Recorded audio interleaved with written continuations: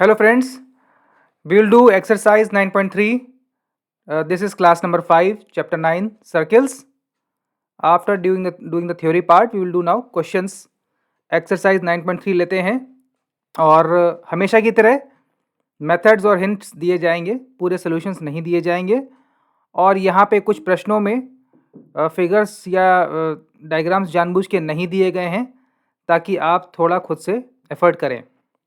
Figures are not given intentionally. So question number 1 is, इसमें diagram दिया है figure 9.23.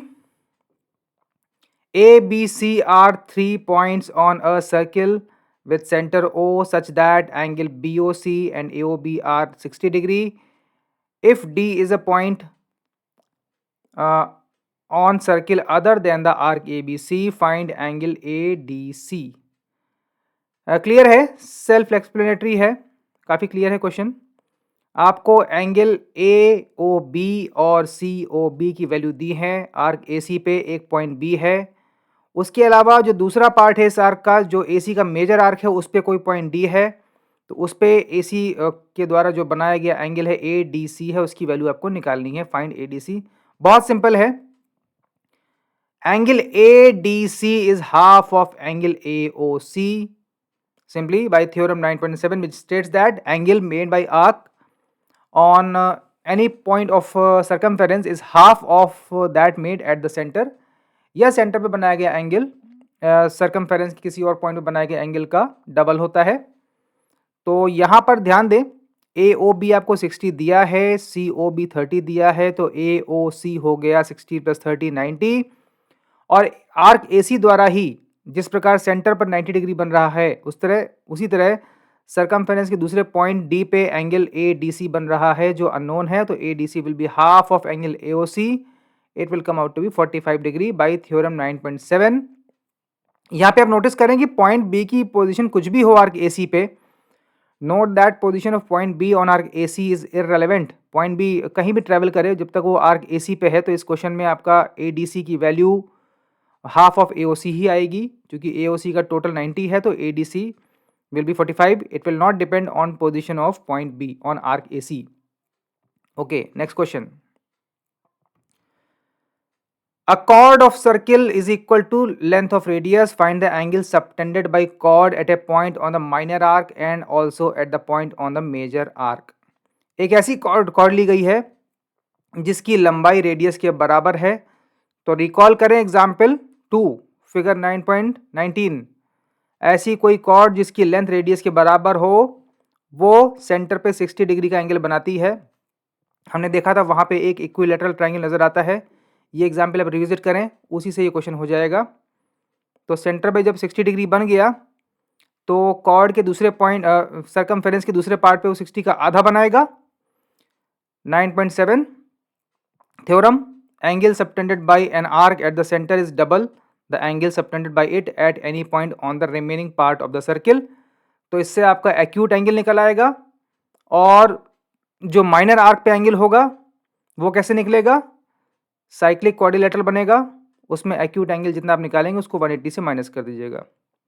तो मेजर पॉइंट, मेजर आर्क और माइनर आर्क दोनों पे आप एंगल निकाल पाएंगे एग्जाम्पल 2 के एप्लीकेशन से, जहाँ पे ये देखा था कि अगर कॉर्ड की लेंथ रेडियस के बराबर हो तो वो कॉर्ड सेंटर पे 60 डिग्री एंगल बनाती है.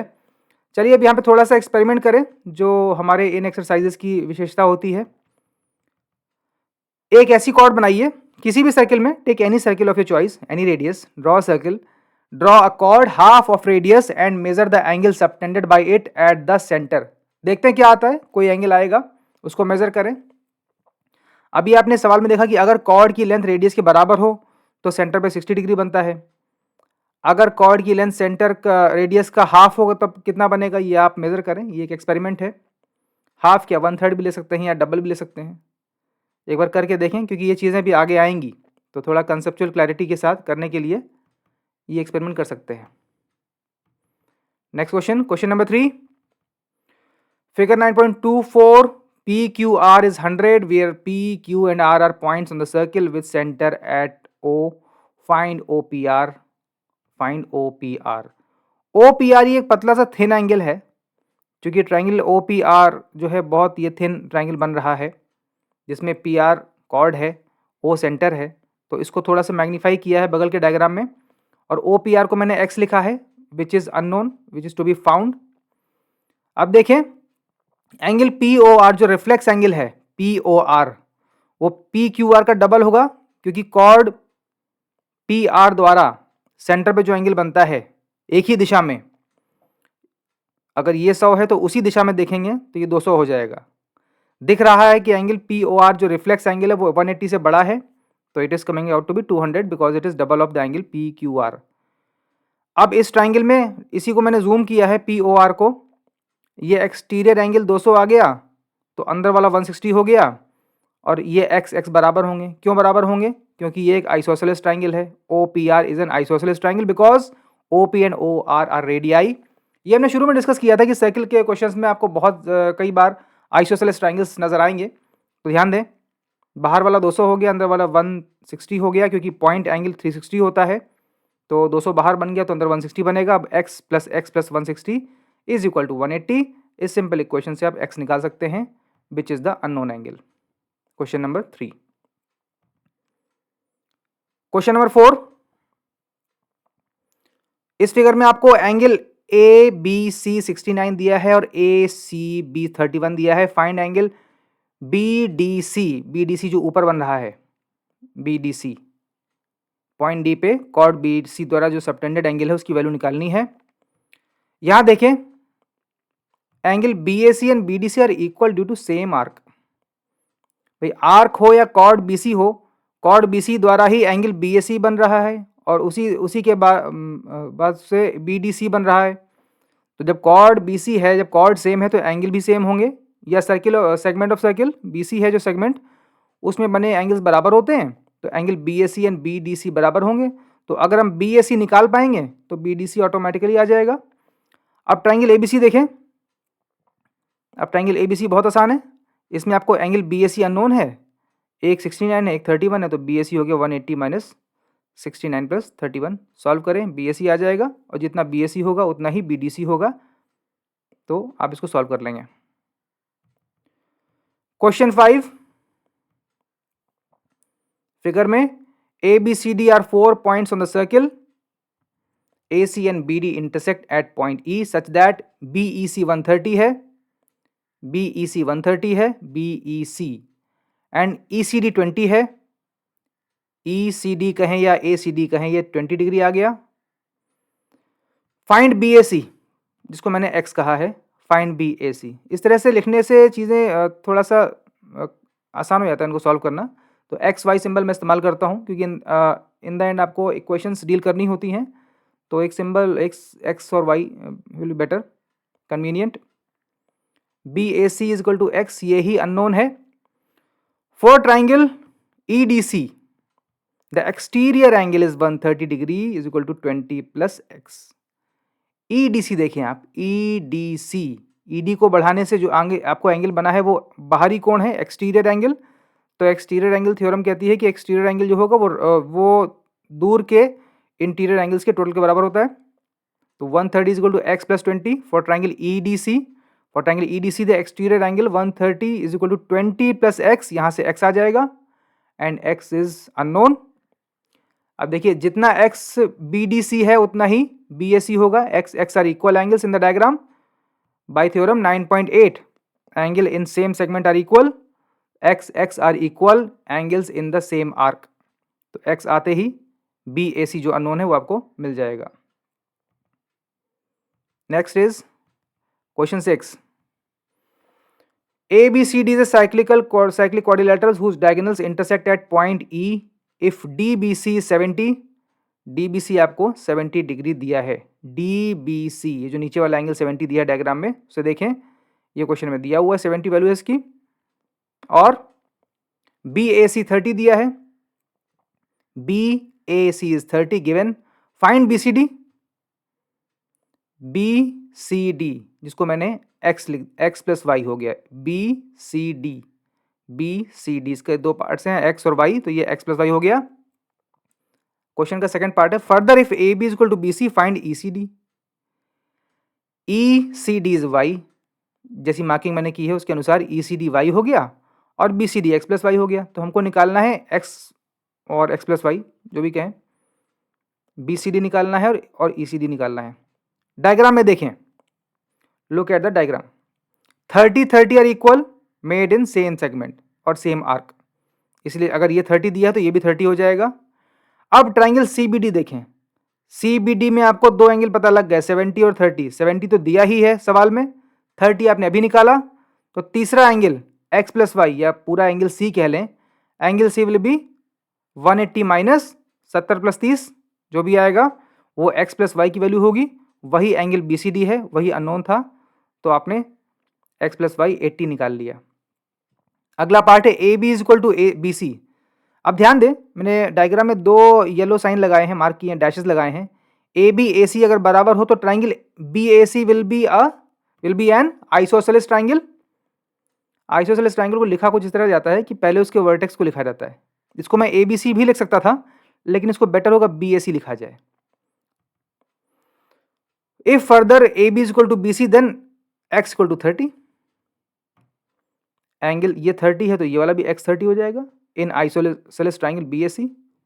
यही अननोन था, x और y सब निकल गए इसमें, x प्लस वाई 80 आ गया, जो अननोन है y निकाल लीजिए आप यहाँ से, 50 आ जाएगा।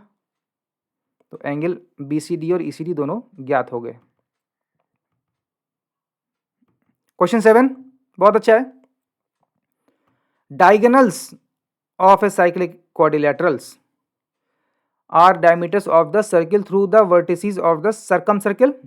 कह सकते हैं if diagonals of a cyclic quadrilateral are diameters of the circle through the vertices of the quadrilateral prove that it is a rectangle. अब ये एक ऐसा साइक्लिक क्वाड्रिलेटरल दिया हुआ है जिसमें इसके डायगोनल्स जो हैं इस सर्किल के, सर्कम सर्किल के डायमीटर्स हैं, then show that it is a rectangle. अब ध्यान दें, note that all four corner angles are formed in semicircles. Yes, so all the angles are 90 degree by theorem 9.8। बस observe करना है आपको, ये जो रेड लाइन सेगमेंट्स हैं डायमीटर हैं, और ये इस क्वाड्रिलेटरल के डायगोनल्स भी हैं जैसा कि दिया है, और ये बने हैं सेमी सर्किल में। तो सेमी सर्किल थ्योरम कहती है, थ्योरम 9.8, कि ये सारे ही कॉर्नर एंगल्स 90 डिग्री हो जाएंगे। Note that all four corner angles are formed in semicircles, therefore all angles are 90 degree, which simply means that this quadrilateral is essentially a rectangle. जिस quadrilateral के चारों एंगल 90 डिग्री हो गए, फिर तो बचा क्या, फिर तो रेक्टेंगल या आयत हो ही जाएगा। Hence proved. Question 8. If non-parallel sides of a trapezium are equal, prove that it is cyclic. एक ट्रपीजियम है जिसकी नॉन पैरेलल साइड्स अगर बराबर हो जाएं, then show that this trapezium is a cyclic quadrilaterals. इस क्वेश्चन में रिलेशन है साइक्लिक क्वाड्रिलेटरल्स वर्सेस ट्रपीजियम का, इंटरेक्शन है, गौर करें, इस इंटरप्ले को देखें। सॉल्यूशन, रिकॉल क्वेश्चन 7, पिछले चैप्टर का क्वेश्चन उठाते हैं। चीज़ें कनेक्टेड हैं मैथमेटिक्स में, चीज़ों को अलग अलग नहीं पढ़ना है, एक के बाद एक चीज़ें फ्लो में आती रहेंगी, आपको हमेशा फॉरवर्ड बैकवर्ड लिंकेजेस ढूंढने पड़ेंगे। तो recall question 7, exercise 8.1 chapter 8 quadrilaterals में हमने पढ़ा था, ये सवाल किया था। इस प्रश्न में भी आपको एक ट्रपीजियम दिया है जिसकी साइड्स AB और BC बराबर हैं, जो कि नॉन पैरेलल साइड्स हैं, AD and BC are equal, जो इस सवाल में दिया था। हम इसको सॉल्व कर चुके हैं क्वाड्रिलेटरल वाले चैप्टर्स में। तो यही एक ब्यूटी है मैथमेटिक्स की कि आप हर कंसेप्ट को बाकी चैप्टर्स में लगा सकते हैं, जैसा कि बाकी विषयों में थोड़ा कम ही होता है, लेकिन मैथ्स में ऐसा होता है। इसलिए आप ये नहीं कह सकते कि एक चैप्टर पढ़ा तो उसको वहीं पढ़ के खत्म कर दिया, ये चीज़ें आगे चलती रहेंगी। तो देखें, इस क्वेश्चन को देखते हैं, ध्यान दें। यहां पे आपने ये भी प्रूफ किया था कि angle A is equal to angle B and angle C is equal to angle D। तो अगर इन चारों को जोड़ देंगे, A plus B plus C plus D, वो तो 360 होना ही है, कोई भी क्वाड्रिलेटरल हो। लेकिन जब एंगल ये वाले बराबर हो गए तो आप ये प्रूफ कर पाएंगे, you can show that angle A and C are supplementary, that is A plus C is 180, या फिर B प्लस D भी 180 आ जाएगा, इसी क्वेश्चन से आ जाएगा। क्वेश्चन 7 एक्सरसाइज 8.1 चैप्टर 8 रिवाइज करें। Here we can show that angles A and C are supplementary, therefore quadrilateral ABCD is cyclic by definition. अगर एक सिंगल पेयर भी ऑपोजिट एंगल्स का सप्लीमेंट्री हो जाता है तो वो क्वाड्रिलेटरल निश्चित रूप से by definition will be a cyclic quadrilateral, hence proved. आगे बढ़ते हैं।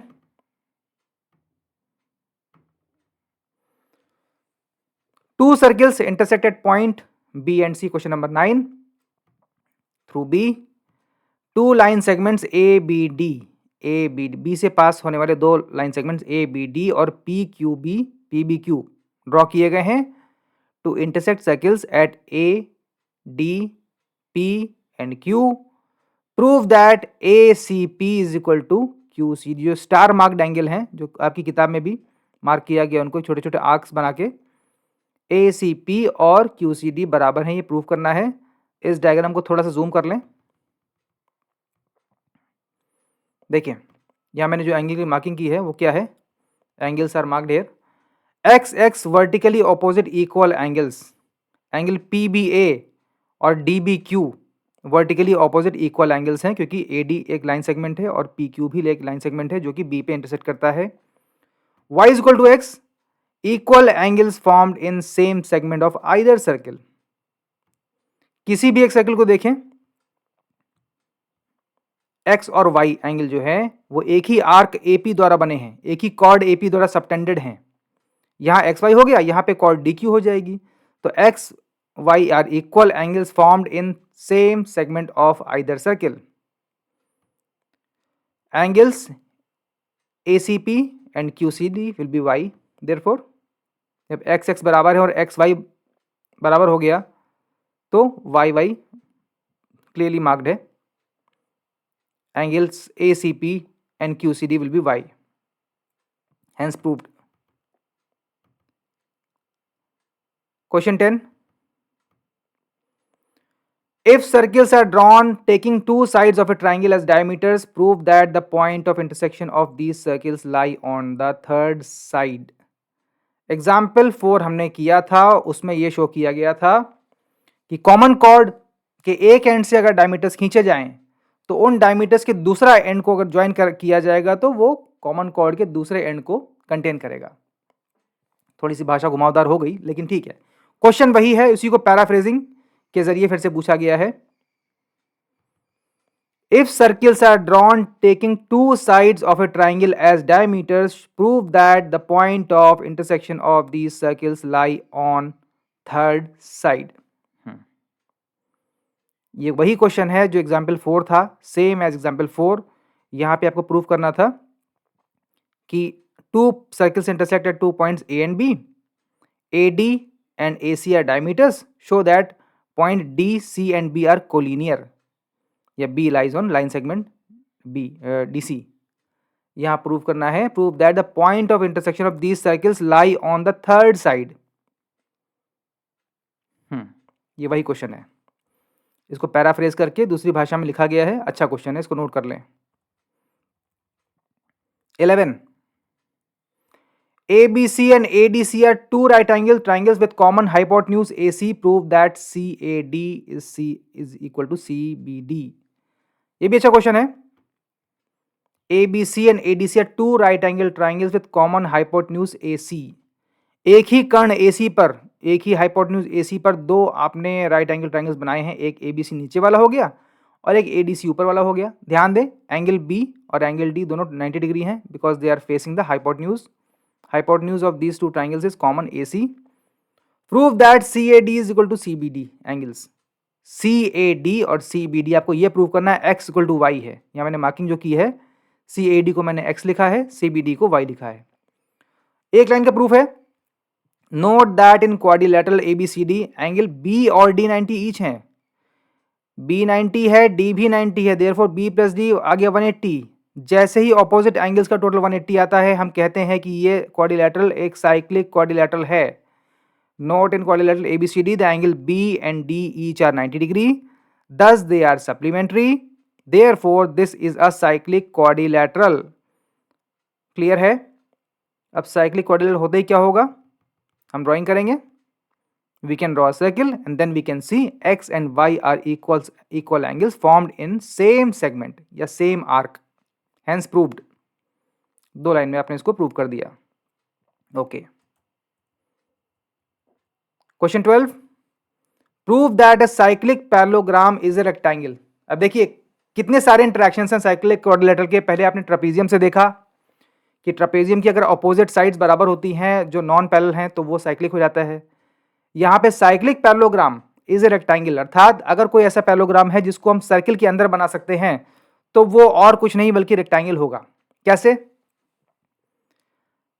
साइक्लिक पैरेललोग्राम है, यानी ये क्वाड्रिलेटरल जो है साइक्लिक क्वाड्रिलेटरल भी है और पैरेललोग्राम भी है, तो प्रूव करना है कि ये एक रेक्टेंगल है। इसमें मैंने एंगल मार्क किए हैं, देखिए x plus y are 180 degree total in a parallelogram, we know that. Euclid postulate number 5 से ये निकल के आया था कि पैरेलल लाइंस के जो इंटीरियर एंगल होते हैं उनका टोटल अगर कोई ट्रांसवर्सल काटती है तो उसके इंटीरियर एंगल्स का टोटल 180 होता है। वहीं से थ्योरम निकल के आई थी, रिजल्ट आया था कि x plus y in a parallelogram will be 180 interior angle है। एक्स एक्स तो बराबर होगा क्योंकि पैरेललोग्राम में ऑपोजिट एंगल बराबर होते हैं, उसी तरह वाई वाई को बराबर मार्क किया गया है। Opposite angles in parallelogram are equal. Again ये पैरेललोग्राम है जिससे पता लगा x प्लस वाई 180 होता है। अब ये साइक्लिक भी है इसलिए x प्लस एक्स 180 हो जाएगा, क्योंकि साइक्लिक में इसको अपोजिट्स को 180 होना पड़ेगा, टोटल सप्लीमेंट्री होना पड़ेगा। x प्लस वाई 180 है, x प्लस एक्स भी 180 है, तो यहाँ से सॉल्व करोगे x आ जाएगा 90, y आ जाएगा 90, तो चारों एंगल 90 ईच हो गए। 90 ईच तो केवल एक ही क्वाड्रिलेटरल होता है, by definition it is a rectangle, hence proved. Okay, this class is over. We have done exercise 9.3.